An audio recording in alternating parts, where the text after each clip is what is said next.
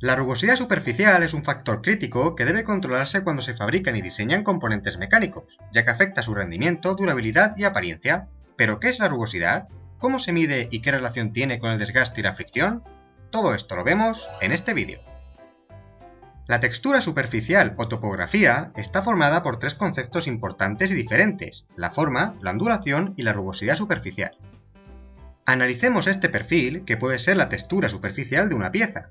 Claramente podemos diferenciar tres partes. En primer lugar, encontramos su forma, que es una definición geométrica global del perfil. Es decir, puede ser un plano, una esfera, un cilindro o una curva que describa la geometría sin entrar en detalle. En segundo lugar, tenemos la ondulación, que es un perfil formado por una onda o suma de ondas de longitud de onda larga, que describen subidas y bajadas suaves. Finalmente, observamos la rugosidad, formada por todas las ondas de longitud corta que describen las irregularidades y asperezas de la textura superficial.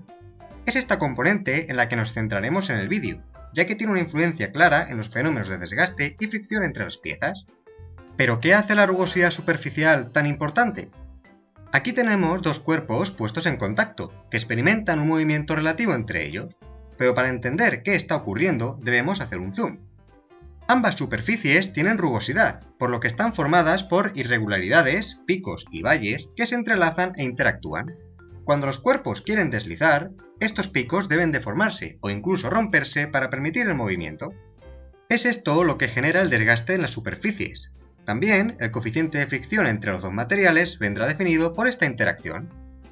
Parece lógico pensar que lo óptimo es siempre tener la rugosidad más pequeña posible, es decir, que los picos y los valles sean suaves y bajos, ya que esto reducirá el desgaste y la fricción. ¿Pero es esto verdad? Realmente, las cosas no son tan sencillas como parecen y no siempre tiene por qué ocurrir este comportamiento. Aquí es donde entra en juego un concepto importante: el área real de contacto. Aparentemente, ambos cuerpos están en contacto por toda la superficie, pero ya hemos visto que a escala de la rugosidad esto no se cumple. Es por ello que esta superficie es conocida como área aparente de contacto, pero no es la verdadera. El área real de contacto está formada por todos esos puntos en los picos que sí se están tocando. Entonces, este área es muy inferior al área aparente. De hecho, algunos estudios han llegado a identificar áreas reales en torno al 0,05% del área aparente para materiales como el acero, aunque esto depende mucho de las condiciones de los materiales. Si la rugosidad superficial es baja, lo que implica que la superficie sea casi lisa, habrá un gran número de picos en contacto, siendo el área real muy grande. Esto puede ocasionar un incremento en la fricción, favoreciendo adhesiones e incluso que algunos picos queden soldados. Si la rugosidad aumenta, el área de contacto real disminuye y el coeficiente de fricción queda definido mayormente por la deformación elástica y plástica de estos picos. Se llegará así a los valores mínimos del coeficiente de fricción.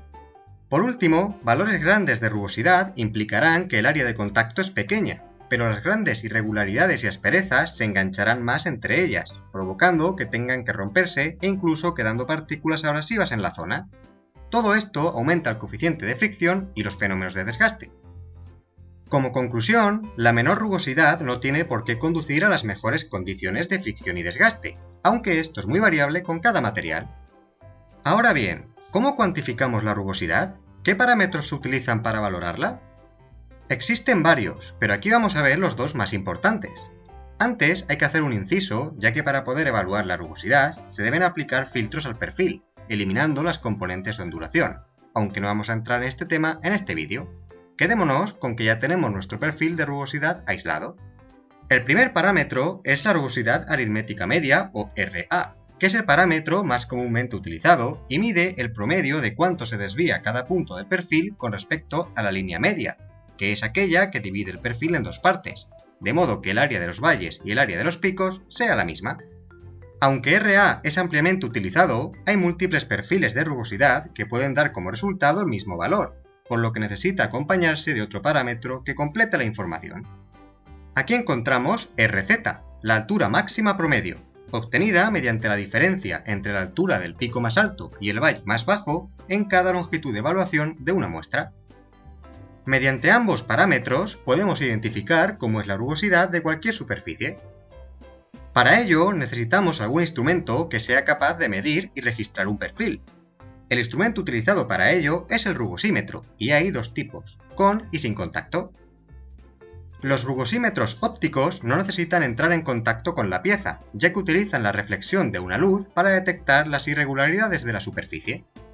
Por otro lado, los rugosímetros por contacto se basan en el movimiento de un palpador, que es una pequeña aguja que penetra en las asperezas de la superficie y va registrando la altura del perfil. He realizado una prueba para medir la superficie de este moleteado con un rugosímetro 3D. Así se obtiene una representación digital de la superficie, y tras el filtrado se puede aislar la rugosidad. Estos instrumentos también sirven para analizar desgastes. El valor de rugosidad deseado para una pieza dependerá de su aplicación y del material. No es lo mismo una aplicación industrial que una prótesis médica. En cualquiera de los casos, los procesos de fabricación utilizados tendrán que diseñarse de modo que se aseguren las características superficiales requeridas, con procesos finales de pulido o rectificado si son necesarios. En próximos vídeos hablaremos sobre cómo medir la fricción y el desgaste.